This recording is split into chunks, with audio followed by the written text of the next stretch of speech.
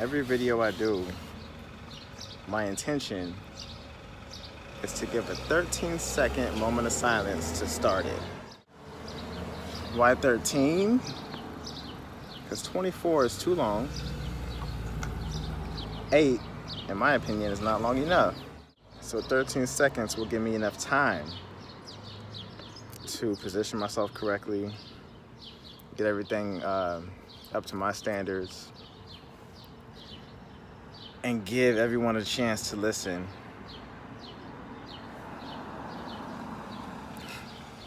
To the birds in the background. It's also going to give me a moment to gather my thoughts, because typically when I come and I sit here, I just did a minimum of 45 minutes cardio.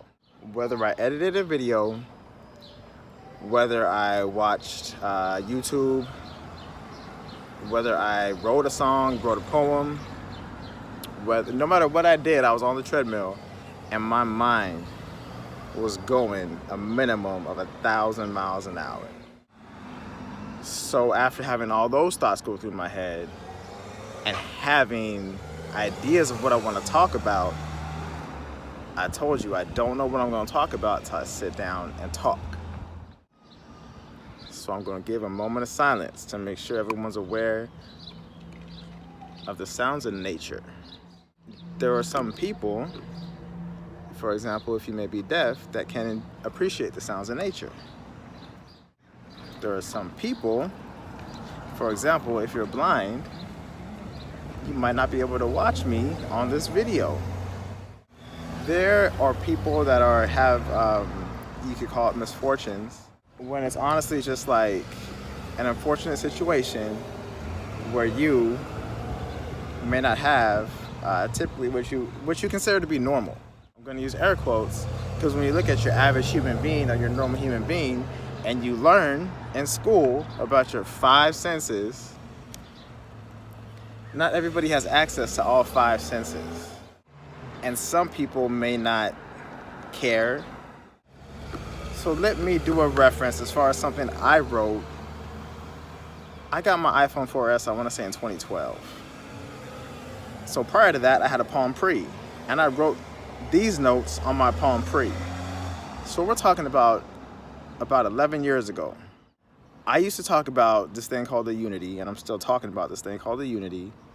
And what I'm going to do is shed light on situations. So even back then, I talked about if we could have a class, preferably younger children, people that are still learning, people that are still growing. Let's say you have 30 people in a classroom. Very first day of class.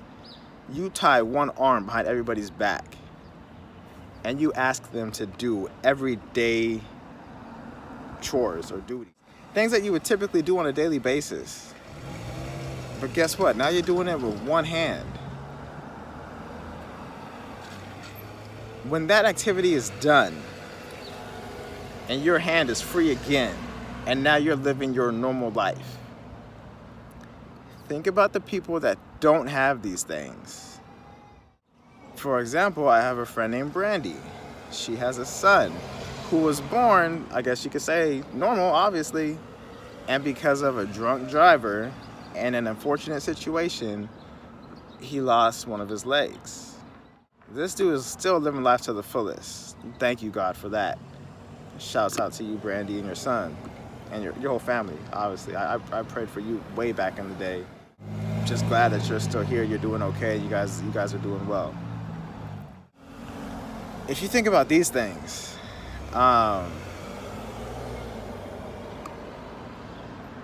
yes, it's unfortunate, but if we could understand these things about other people, it could help us understand other people better. It can help us get along better as people as a whole. When you meet new people, you're not looking at them differently. You're not frowning upon them.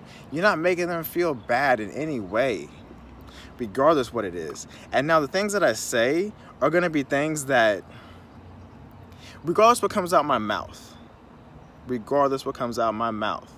these are things that people say, these are things that people think, and whether I honestly think it or not, I can state facts based on things that I've seen and based on the way that the world is. And not to say I know how the world works, But it's common sense. So and then me go ahead and continue the conversation so you can understand like why is he even saying this. So don't make people feel bad about anything. For example, if you walk into a room full of people and you meet somebody that's extremely overweight, I'm sure you judge them before you even talk to them. Yes, you judge them before you talk to them. I judge people all the time. I'm not going to treat you any differently once we actually communicate amongst each other. But it's typical. Like, I'm sure I get judged for being black. It's fine. I mean, there's so many different ways and so many different things to judge and base people upon. So with that being said, favorite quote. Yes, we're going to judge people. Yes, we're going to say this about people. Yes, if I see an old person, I'm going to think this about him. Yes, if I see someone driving by themselves with a mask on, I'm going to say this about them. There's going to be so many things that people put out that it's like, ha ha, yeah, that is funny. But at the end of the day, if this same dude that I'm clowning because he has a mask on by himself, if he rolls out his window and asks me, hey, how do I get to the nearest McDonald's? I'm more than happy to tell him there's 2 McDonald's, the nearest one is going to be off of Valley, and tell him exactly how to get there. If someone wants to stop and ask me any question, like I told you guys before, when I was crying on this corner, if someone stops and talks to me, they're not going to know what's going on in my mind. And that was a reference to the fact that I'm in tears. So I'm hurt. I'm emotionally distraught. To know that if you stop and talk to me, because I'm gonna put a smile on my face and I'm gonna talk to you like a human being. So same thing, regardless of what I thought when I saw you, regardless of what judgment I made when I saw you, I'm gonna treat you like a human being, because that's what you are. You're alive today. We both had the pleasure of waking up this morning. Get on the topic that I wanted to get on, because now if you made it this far, big ups. Seriously, thank you. If you made it this far, thank you, thank you, thank you, thank you. But now instead of my therapy sessions, I'm gonna give life lessons. I mentioned eye contact in the past before. That's why I'm looking at my camera right now to give eye contact. But in a roundabout way, I'm also conceited. So I gotta look at myself when I'm recording, right? Man! And there's nothing wrong with that either. Be proud of who you are. Be proud of everything you have. Be proud of what God gave you. I did this on my last video when I was wearing all yellow. But I didn't have the animal, but I had a yellow top. But my Escalade was right here. Be proud of what God gave you. Not everybody's blessed with the same things. For example, some people are born into families with millions and millions of dollars. Here I am, just proud that I got 2 cars. Wow. And not to say that's nothing bad. Like, ooh, Jesus. Not to say that having 2 cars isn't anything special, nothing to brag about. Yes, it is. I'm extremely proud and I'm thankful for everything. I'm thankful mainly for the head on my shoulders and the fact that I'm able to live life and express the thoughts that goes on inside this head. This morning before I went to bed, talking to G, I said I'm going to give life lessons. So the first lesson I'm going to give is going to be relating relationships to life. Because relationships, especially once 2 people, the mold and the thing and this piece of thing and this piece of thing and you raise a thing, that reference. So when you start having children, it's important, if for whatever reason, God forbid, if your relationship does not work out, our children still need to be protected. Our children still need guidance. Our children are still the future. When we are gone, our children will take over. As we get older, if we are still here, our children will be the ones, if they're interested, that could be running for, political office, that could be trying to be mayor, governor, that could just leaders in general. There's so many things that the children could do. Sky's the limit. If they want to learn about building rocket ships and stuff to go to Mars and do this, I don't know why we're spending so much money on going to a different planet. That's a whole nother video. Children are the ones that are going to grow up and learn these things and build these things and make these things. So our children need to be number one. So regardless of your relationship status, we need to make sure that we are strong enough together to build a beautiful foundation for these children to live on, to grow on, and to blossom, to bloom, to be the best version of themselves they could be. They need encouragement, they need love, and we are the ones to give it to them.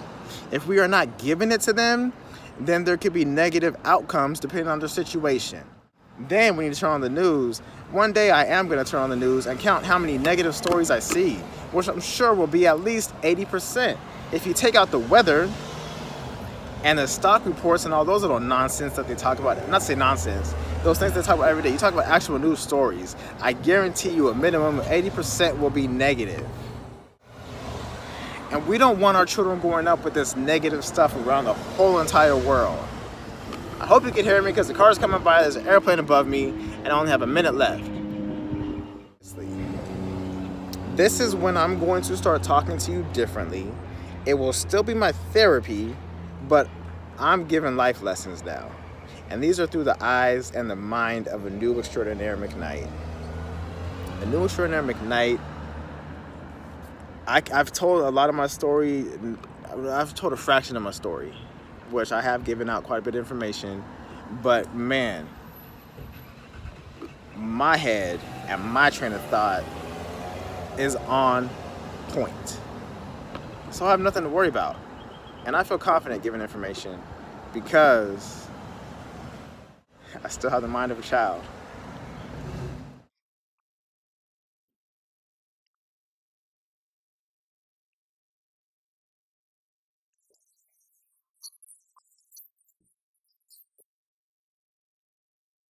So with that being said, I got 8 seconds and I'm out. Peace.